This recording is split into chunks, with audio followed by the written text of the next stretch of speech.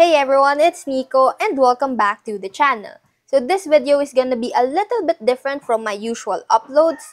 It's basically just an update on what I've been doing and why I haven't had a video for a while now. As you might know, I'm working on my GBWC entry right now, and the deadline is on September 15th, which is less than a month away. It's August 21st right now, and yeah, I definitely need to be working hard and fast if I want to finish in time. It's also been almost 3 weeks already since my last video, so yeah, I just wanted to give an update on how things are going. This video is supported by all of these awesome brands that help keep the channel going. Big thanks to all of them for their continued support. And a big thanks to spraygunner.com. They've got everything you need for airbrushing, from top-of-the-line airbrushes to high-quality paint brands.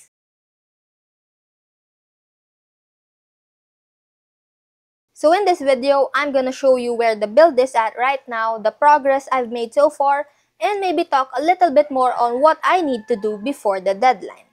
So yeah, let's get into it. So first, let's talk about the kit that I'll be using. I actually already shared this a few months ago, but basically I'll be using the Master Grade Rick Dom version 2. At least I think this is the version 2. So there's still a lot of work left to do. As you can see, it's pretty rough. But what I've mainly done so far is, well, I made it bigger. So, yeah, I pretty much extended everything, like the legs, the waist, or the arms. I extended it because I wanted this one to be a lot taller and bigger. I also did a little bit of kit bashing. As you can see with the shoulders, I replaced it and all that stuff. Basically, what I'm going for with this build is to kind of beef it up and double its size. The Rick Dom is already a chunky kit, but I wanted to push that even further.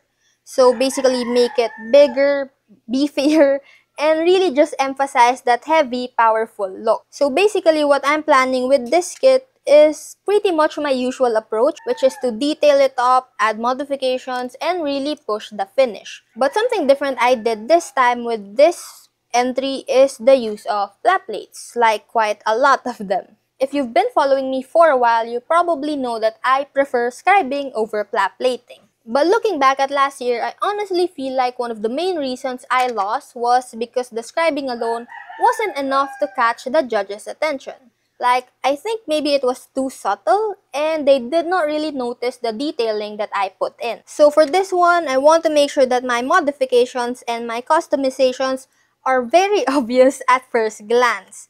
It's still pretty rough, definitely it's not gonna win in this state, and it definitely needs more work, but that's basically the plan moving forward. So just make it bigger and make it better than my last year's entry. I know I say this a lot, but honestly, I just really love and enjoy working on dioramas. And aside from the fact that it tells the story that I want a lot better than just the Gundam standing right there, I just genuinely enjoy building them. So for this one, I actually started a few months back. It was basically a terrain, kind of a beachside, mountain-ish setup, like the style I usually do. The dome was just standing there. But the more I looked at it, the more it felt too common, like something I've already done countless times before. And I take a lot of pride in doing something different with my GBWC entries every year. So in the end, I decided to scrap that whole diorama. So it looks like this right now. And I'm probably gonna save it and turn it into maybe a nice little side project someday. But yeah, it's not gonna be the one for this year. So a few days ago, I actually started fresh on a new diorama. Yes, I know it's risky to switch this late, but I think the progress is moving along nicely. So far it looks like this. I don't know if you can see it. It's basically an underground hangar kind of setup, like, you know, the usual thing we do with diorama. So it's a hangar base, and then I just threw in this goof right here that I wasn't really happy with my detailing from before. So I just pasted it on there to help with the story and add detail to the diorama. So yeah, I think the progress, I made quite a lot of progress for a few days work. I'm not sleeping anymore. but at least I'm getting work done. So basically, I was thinking that the dome, I'm still figuring out the composition and stuff like that. But basically, the dome can be standing right here or something, I don't know. I'll probably update my members on YouTube about the next steps that I'll be doing on this. So do be a member if you wanna follow along with the updates. If not, it's totally fine. I'll post an entirely full video about my journey, my process of working on my GBWC entry.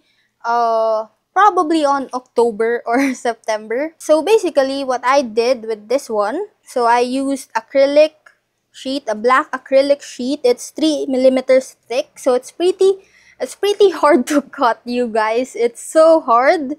Actually, wait, I'll show you something. Okay, so I'm back. So because it's acrylic sheet, it's so hard to cut. I would not recommend anybody to use the Tamiya Scriber to cut it. It's gonna take you forever. So what I did was I got this Black & Decker rotary tool. So it's been a huge help. It's quite heavy, but it's been such a huge help because I don't have to actually manually destroy the flat plates and the acrylic sheets. I can just use it. So it's been a huge help and saves me a lot of time. So the reason why I decided to use acrylic sheets instead of flat plates is because the size of this diorama is 16 by 16 inches. And I don't really have flat plates that big. They're usually just like B4 size. And I needed it to be sturdy, and I can't really just use 2 pieces of flat plate and stick them beside each other. So it's better to use an acrylic sheet.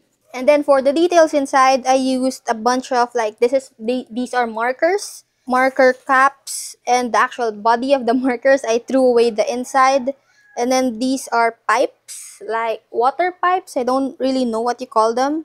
So basically just a bunch of water pipes, a bunch of markers, and then yeah, so far that's it. Haven't really done a lot again because I just started a few days ago.